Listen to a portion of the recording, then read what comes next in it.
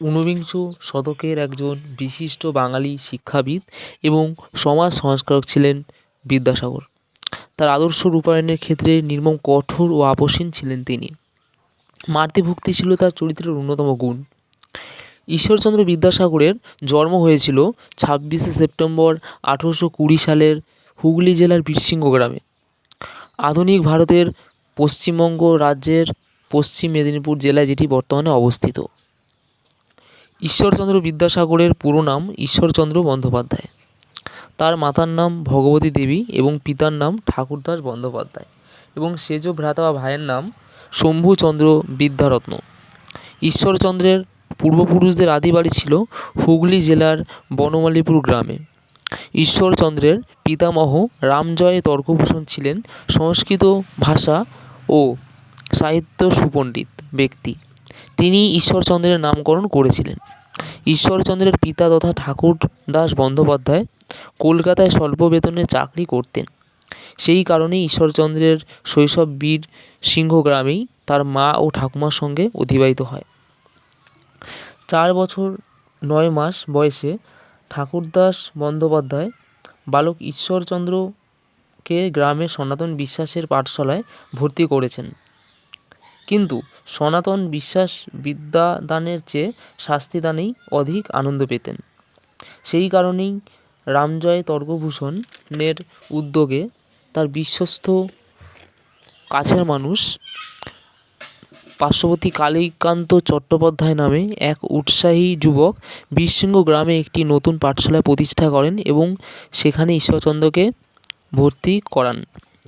সেখানে তিনি বাংলা শিক্ষা লাভ করেছিলেন।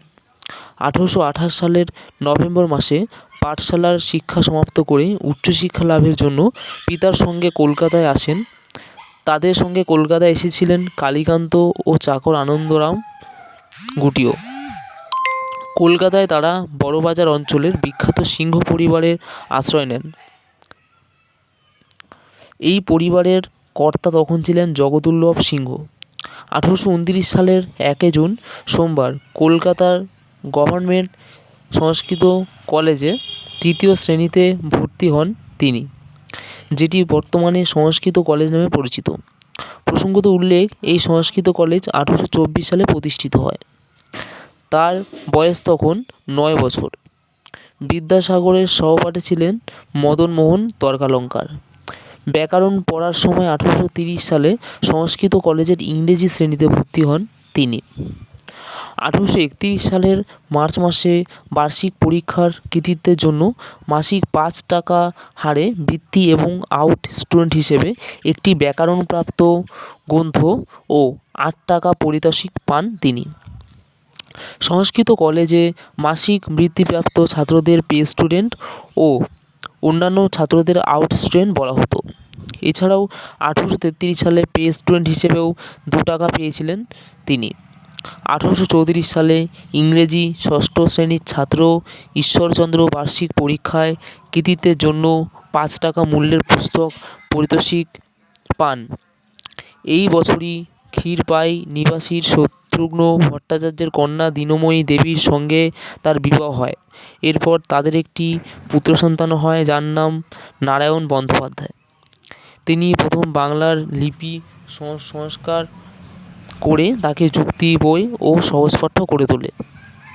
বাংলার নবজাগরণে এই পুরোটা ব্যক্তিত্ব নিজের ছিলেন এবং তিনি জনসাধারণের কাছে দয়ার সাগর নামে পরিচিত ছিলেন। দরিদ্র, আর্তনাদ ও পীড়িত কখনোই তার জীবনে যদি কোনো লোক যদি আসে, তাকে কখনো তিনি ফিরিয়ে দেননি। এমনকি নিজের চরম অর্থসংকটের সময়েও তিনি ঋণ নিয়ে পরোপকার করেছেন। পিতামাতার প্রতি তার ছিল গভীর ভক্তি ও বজ্রকঠিন চরিত্র। তিনি 1857 সালে বর্ধমান জেলায় মেয়েদের জন্য একটি বালিকা বিদ্যালয় প্রতিষ্ঠা করেছেন। এছাড়া 1858 সালের মে মাসের মধ্যে নদিয়া, বর্ধমান, হুগলি ও মেদিনীপুর জেলায় 35টি বালিকা বিদ্যালয় প্রতিষ্ঠা করেছেন। প্রায় 1300 ছাত্রী এই স্কুলে পড়াশোনা করতেন। এরপর কলকাতায় 1872 সালে মেট্রোপলিটন ইনস্টিটিউশন, যা বর্তমানে বিদ্যাসাগর কলেজ নামে পরিচিত, এবং নিজের মায়ের স্মৃতির উদ্দেশ্যে নিজ গ্রাম বীরসিংহে ভগবতী বিদ্যালয় প্রতিষ্ঠা করেন। তিনি বর্ণপরিচয় সহ একাধিক পাঠ্যপুস্তক, সংস্কৃত গ্রন্থ রচনা এবং সংস্কৃত, হিন্দি ও ইংরেজি থেকে বাংলায় অনুবাদ করে সেগুলি সবার জনসাধারণের মধ্যে পৌঁছে দেন। নারী মুক্তির আন্দোলনেও তার অবদান বিশেষ উল্লেখযোগ্য। এছাড়াও তিনি বিধবা বিবাহ, বহুবিবাহ প্রভৃতির বিরুদ্ধে আন্দোলন করেন এবং সফলও হন। 1891 সালের 29শে জুলাই মাত্র 70 বছর বয়সে এই মহাপুরুষের মহাপ্রয়াণ ঘটে। শিক্ষা সংস্কার তার মহাপ্রয়াণ ঘটেছে ঠিকই, কিন্তু মানুষের মনে আজও তিনি অমর হয়ে আছেন।